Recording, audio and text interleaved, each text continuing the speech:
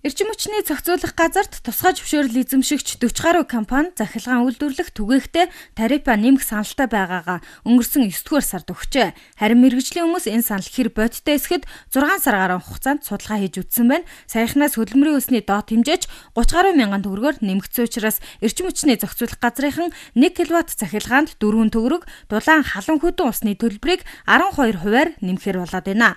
Жишээлбэл 2 өрөө байранд амьдардаг 4 ам бүлтэй өрх сард хэрэгцээний халуун усанд 21424 төгрөг төлдөг байсан бол нэмэгдсэн тарифаар 23994 төгрөг төлнө. 2570 төгрөг илүү нэмж төлөхөр болж байгаа хэрэгэ. За энэ мэт төлбөрийн нэмэгдэл эх орны хишгээрээ амьдралаа залгуулах гэж байгаа хүмүүст хүнд ачаа болж байна гэдгийг иргэд ярьж байсан юм а. Бид нар ч юм бол ажил олдохгүй. Би одоо 50 хүрж байгаа хүн тэгэхээр ч ажил олдохгүй, ажил хийхгүй ээж. Ахаа дээрээс нь цахилгаад байгаа мөнгөний нэмүүлж хэрж. Нал хэцүү юм.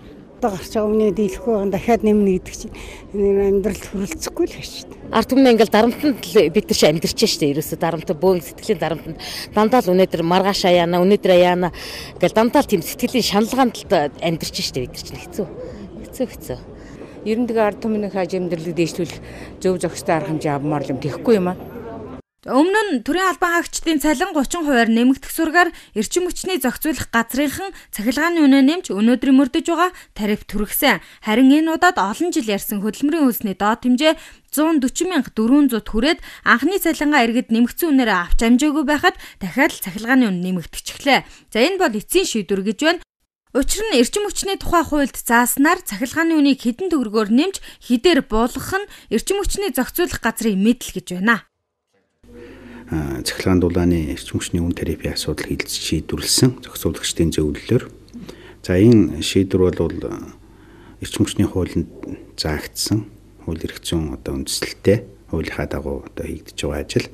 Эрчим хүчний хуулийн бол эрчим хүчний зохицуулах газар цахилгаан дулааны эрчим хүчний үн тарифыг шийдвэрлэх, зохицуулах ийм үүрэг хүлээсэн байдаг.